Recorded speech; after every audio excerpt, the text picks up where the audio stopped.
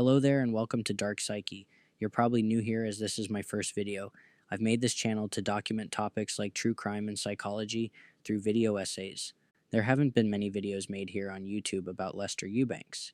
His case has been featured on Netflix, yet he remains pretty obscure despite the outrageous circumstances of his life and subsequent disappearance. This video contains some sensitive topics, such as mentions of rape and murder, so viewer discretion is advised. This video is meant to be educational and documentary.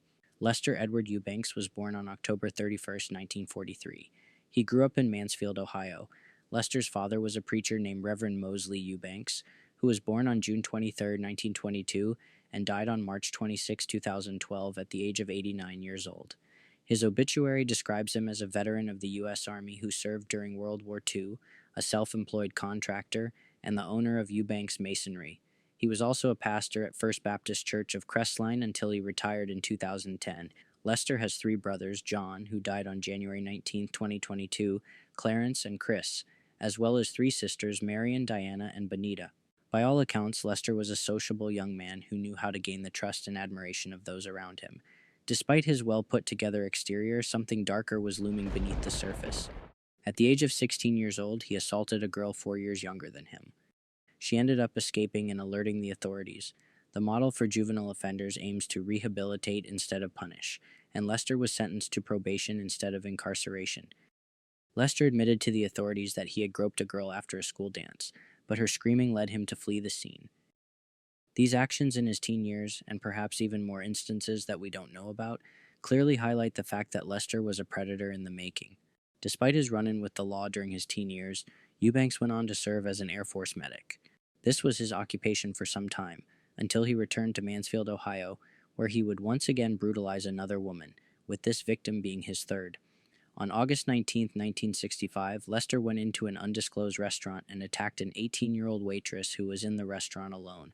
According to her testimony, Eubanks grabbed her by her throat, dragged her into the restroom, and threatened to kill her. She told police that Eubanks then proceeded to choke her so hard to the point she passed out.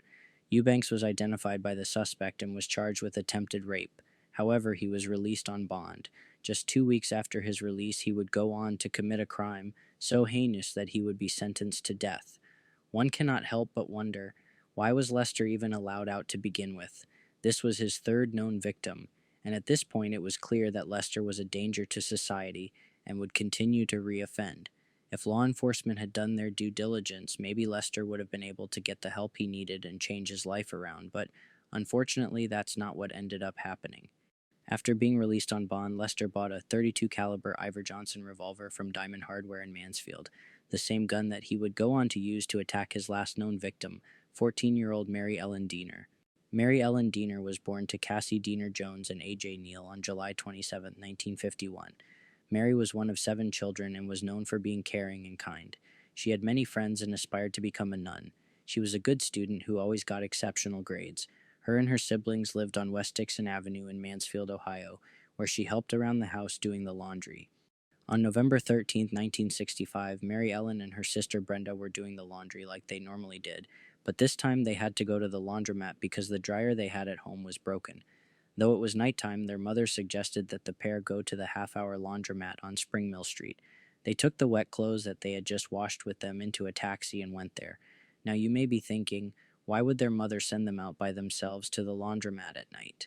After all, Brenda was just 12 years old while Mary Ellen was 14. Their mother later stated that she sent them there because their grandmother named Love lived right next door to the laundromat. In her mind, having their grandmother close by would grant them safety if something bad happened. Mary Ellen and Brenda got to the laundromat around 10:30 p.m. They realized they did not have the right amount of change needed to dry the clothes. Mary Ellen told her sister Brenda that she was going to go to her grandmother's house to get more change. Brenda asked to come along, but Mary Ellen told her to stay at the laundromat and watch their laundry. Mary Ellen would then come back moments later to say that their grandmother Love did not have any change. She went to a nearby gas station, but they did not have any change either. Mary Ellen then got the idea to go to a different nearby laundromat in order to get change. This time Mary Ellen asked her sister to go out and check if the other laundromat was open while she kept an eye on their laundry. This other laundromat was located on North Mulberry Street and was a 5-minute walk away from the half-hour laundromat they were at. Brenda went and saw that the other laundromat's lights were on. During her walk back, she passed a man standing on the corner. He had Green Army clothes on and had an off-putting expression on his face. This man was Lester Eubanks. Brenda walked back and did not tell Mary Ellen about the weird man she had seen, but only that the other laundromat was open. Once again, Mary Ellen went out walking to get change, but this time to the other laundromat.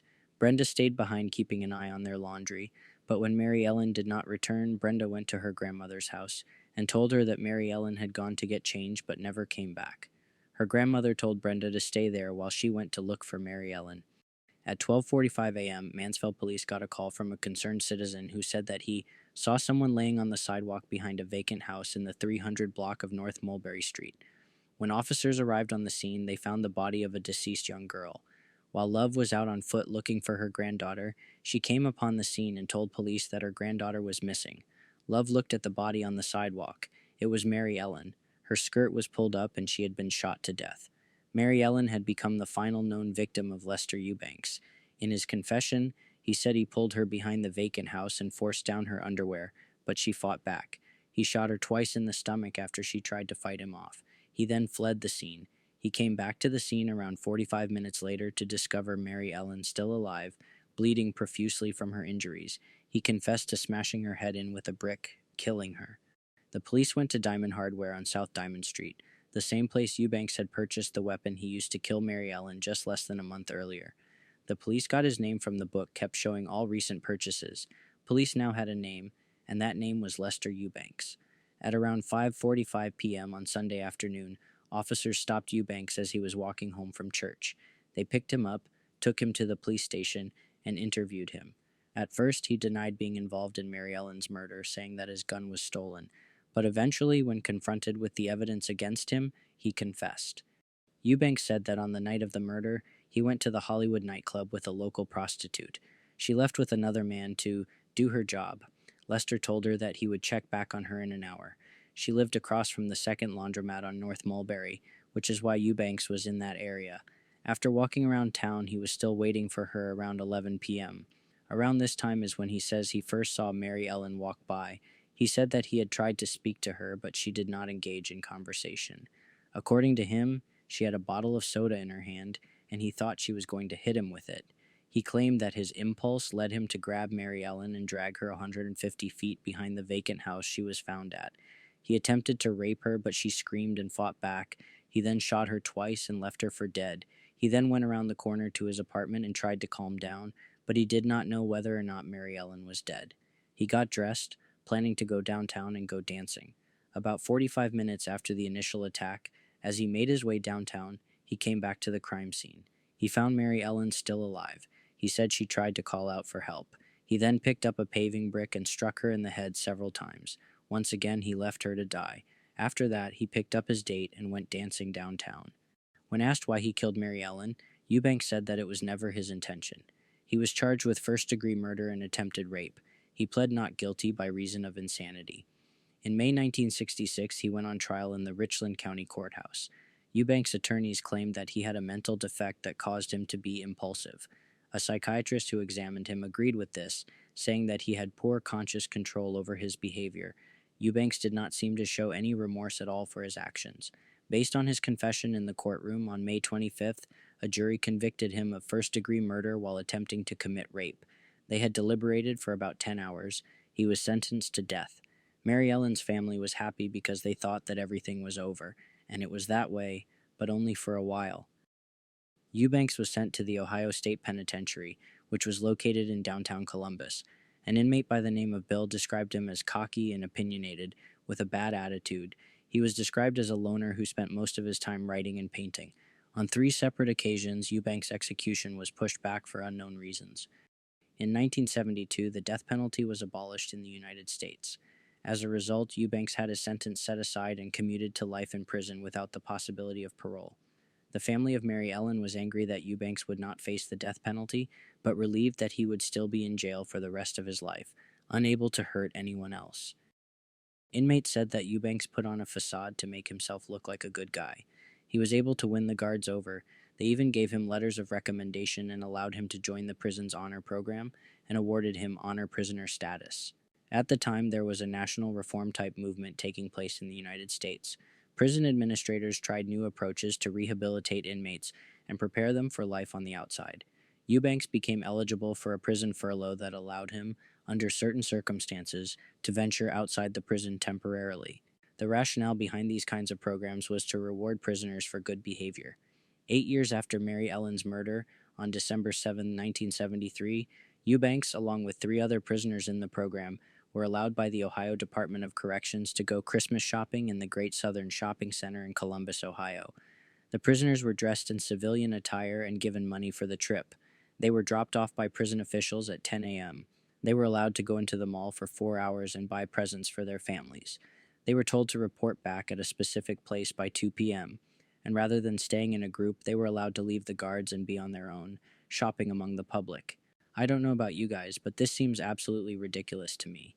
It is known that sex offenders have a high recidivism rate and more often than not will reoffend if given the opportunity.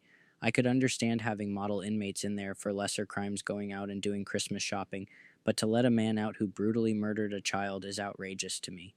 The fact that they were wearing civilian attire, didn't have to stay in a group, and could freely go wherever they want was a recipe for disaster. I also can't help but wonder why Eubanks was even admitted into the program to begin with. After all, these programs started off as a way to slowly reintroduce inmates to the outside world so that they could eventually become reacclimated to it. But a repeat offender like Eubanks would never go on to live a free life, so what even was the point of letting him into this program to begin with? At 2 p.m., when the 4 inmates were supposed to meet back, Eubanks never arrived. He had simply vanished. Guards searched the mall and could not find him anywhere. After the escape, the policy of letting inmates go shopping unescorted was changed, but it was too late to stop Eubanks. He had already escaped. Later that day, the sheriff had called Mary Ellen's mother, Cassie, to tell her that Eubanks had escaped. The family could not believe it. When Lester learned that he would be eligible for this Christmas shopping outing, his visitation list increased dramatically, and he was meeting with many different people. Deputy Seiler, who has become a key figure in the case, thinks that these visitors were involved in his escape plan and may know some information pertaining to his whereabouts. It has been speculated that a family member helped him escape. Eubanks' family were interviewed, but none of them gave any information about his whereabouts. According to Deputy Seiler, Eubanks' escape was premeditated, and all started off with him manipulating the prison system to make himself out to be a model inmate, until given the chance to escape. Despite an extensive manhunt, there were no leads to his whereabouts until 20 years after his escape. A critical error was discovered. There was no warrant for Eubanks in the National Crime Information Center database. This meant that if he was stopped for a traffic stop, no one would have been able to see the warrant out for his arrest.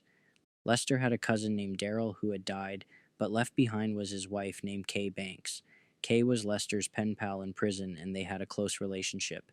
She claimed that after he left the mall in Ohio, he made his way to Detroit, Michigan. He stayed there for a few weeks and then got a job painting houses there. 3 weeks after Eubanks' escape, someone gave him money to take a Greyhound bus from Michigan to California. Once the bus arrived there, it was pulled over by law enforcement. They were looking for illegal fruit being brought across state lines, and he got away without being recognized by the police. Shortly afterwards, Eubanks arrived at Kay's home. She was surprised that he was there. She claimed to have no knowledge of his planned escape. He had assumed the name Victor Young and got a hunting license under that name, which he used as his ID because he did not have to give his fingerprints for it. Kay no longer wanted anything to do with Lester because of his erratic behavior, so she told him that she got a call from the FBI and said that they were asking about him. That was all it took for him to leave her life. He left that day and she never saw him again. Before leaving, he told her that he was going to head north, and she never saw him again. Kay told detectives about a Quality Quilters mattress factory in Gardena, California, where Eubanks had supposedly worked after his escape. The former owner said that Eubanks had worked there until either 1985 or 1986. She said that he was quiet and made sure to avoid being photographed. Eubanks is believed to have lived in Northern California for some time. In 2003, Lieutenant Michael Vinson of the Ohio State Highway Patrol went to talk to his father Mose, who said he would talk about anything except Lester. Mose said that people change and go on and start new lives, and I pray for Lester every day, and that's all I'm going to say about him.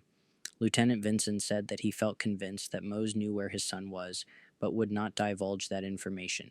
Mose was believed to have known his son's whereabouts and even took phone calls from Lester. A Mansfield detective talked to an informant who said she had been at Mose's house, and Mose told her that he was on the phone with his son in Alabama, who was taking a break from painting a house. He then got a subpoena to get Mose's phone records. He discovered that there were several calls in that time frame that were coming and going to a center for troubled youth. A man matching Eubanks' description was working at the center at the time. He did not have a driver's license and did not drive. His social security number was determined to be fake. Lieutenant Vinson believed that the man was Eubanks, but they did not work quickly enough, as the man believed to be Eubanks left the facility a few months prior to this discovery. Mosley Eubanks died on March 26, 2012. We will never know for sure how involved he was with his son after his escape. Eubanks reportedly returned to Mansfield for his father's funeral. His siblings refused to cooperate with the investigation, which has led to speculation that they know his whereabouts. U.S. Marshal Deputy Seiler believes that Eubanks is married with children. Either his wife and children have no idea that he is a fugitive, or they may know but remain tight-lipped about it all. In 2019, a man came forward claiming to be Eubanks' biological son. He believed that his mother, who is no longer alive, was a rape victim of Eubanks. He agreed to give his DNA to U.S. Marshals in order to finally capture Eubanks. However, the FBI's policy prohibits searches of their database using a relative's DNA profile, so this tip led to a dead end. The family of Mary Ellen say that his family has never said anything to them, not even an apology or offering sympathy. Several of Mary Ellen's family members have passed away, and by all accounts, they were never able to get over her death, or the fact that the man who murdered her was out living amongst them as a free man. The fact that Lester Eubanks is out in the world after brutally murdering a young girl is a terrible injustice of the U.S. legal system, and he should be put back behind bars where he belongs. Eubanks has family and friends in several different states around the country, such as Ohio, Michigan, Florida, Texas, Alabama, California, and Washington, so this man could be anywhere. I hope that this video was informative, and more than anything, I hope that Lester Eubanks is caught and put behind bars once and for all. The U.S. Marshal Service is offering a $50,000 reward for any information that leads to Eubanks' arrest.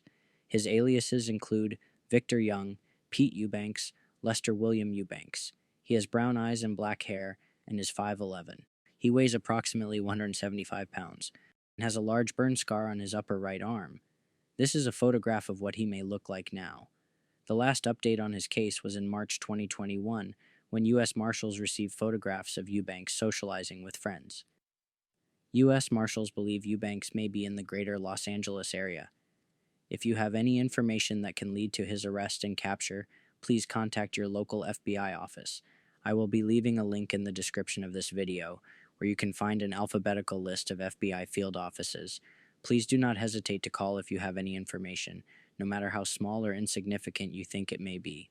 This man deserves to be put back behind bars where he belongs, and I hope I live long enough to see the day it happens.